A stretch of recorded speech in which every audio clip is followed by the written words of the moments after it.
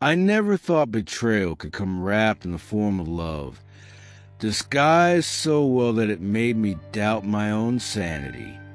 My name is Ethan, and for 10 years I believed I was married to the woman of my dreams, Sophie. She was charming, graceful, and carried herself in a way that made everyone envy me for being her husband.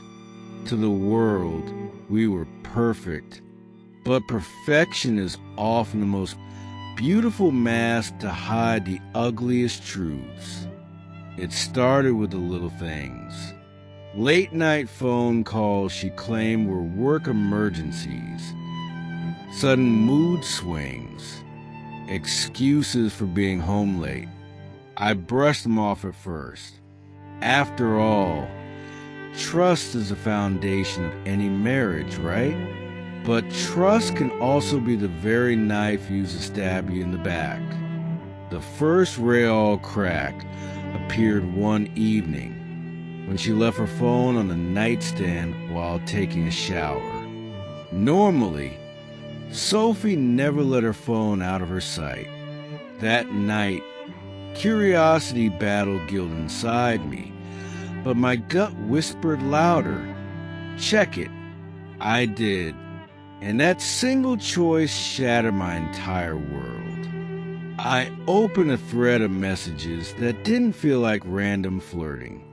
It was emotional, intimate, and full of promises.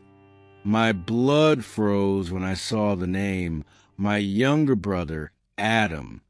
Not a stranger, not a coworker, my own brother. Every message cut deeper than the last. I wish Ethan didn't exist. We'd be free. Or, you're the only man who truly understands me. I slammed the phone shut as Sophie walked back into the room. She smiled at me with those same lips that had just whispered love to Adam, and I smiled back, hiding the rage boiling inside me, because in that moment I knew one thing: revenge would not be quick. Revenge would be art. For weeks, I played the role of the clueless husband. I let Sophie laugh in my face. I let Adam shake my hand at family dinners. I became invisible to their lives while silently writing the script for their destruction. And my plan began with patience. Patience so sharp it cut like a blade. I started collecting evidence. Screenshots of texts, recordings of late-night calls, pictures of them sneaking off together. Each piece was a brushstroke in the portrait of their betrayal. I didn't confront them. Not yet. Confrontation would give them a chance to spin their lies. No, I wanted their own words, their own actions, to bury them. But as days passed, a question haunted me. Why my brother? Why would Sophie do this to me? The answer didn't matter anymore, because love may forgive, but betrayal demands justice. And I promised myself that when the time was right, justice would come crashing down. The opportunity came faster than I expected. Sophie's birthday was approaching, and she insisted on having a small celebration at our house.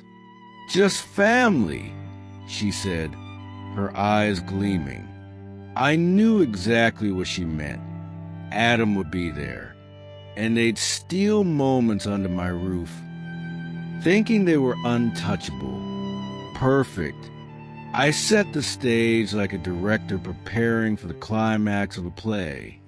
Hidden cameras in the living room, a recorder tucked neatly under the couch, my laptop connected to the TV, ready to play the uncut footage at the push of a button. The night of the party arrived. Family filled the house with laughter and chatter. Sophie floated around in her red dress. the picture of elegance. Adam arrived late, as if to make an entrance, his eyes locking with hers for a split second too long. They thought no one noticed, but I did.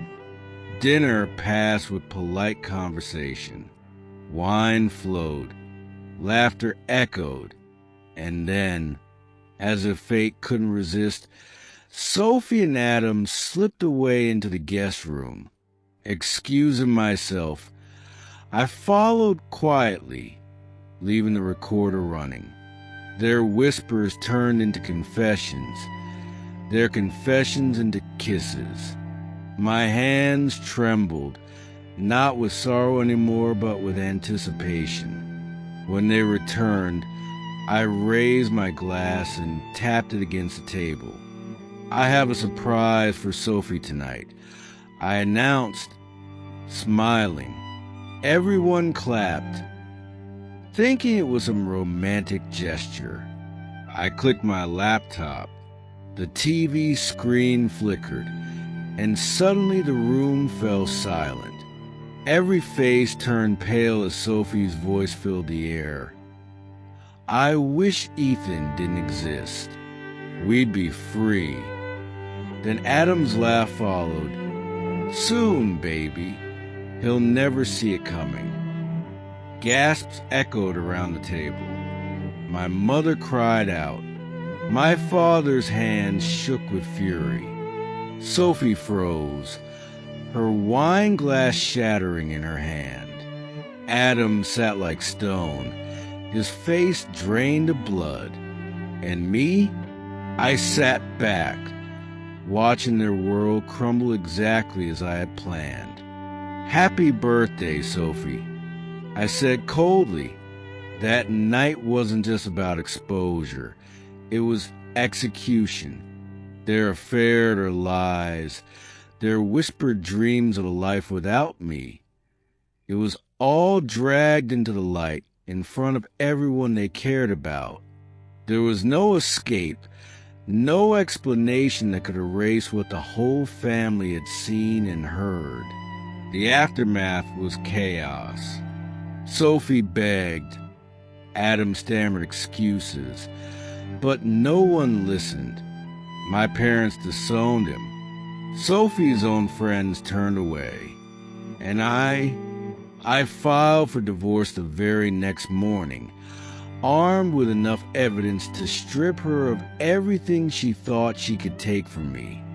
But revenge isn't just about endings. It's about making sure the wound never heals. And as I walked out of that courthouse weeks later, papers in hand, I knew Sophie and Adam would live in the ruins of their choices forever. Because betrayal doesn't end with heartbreak. It ends with destruction.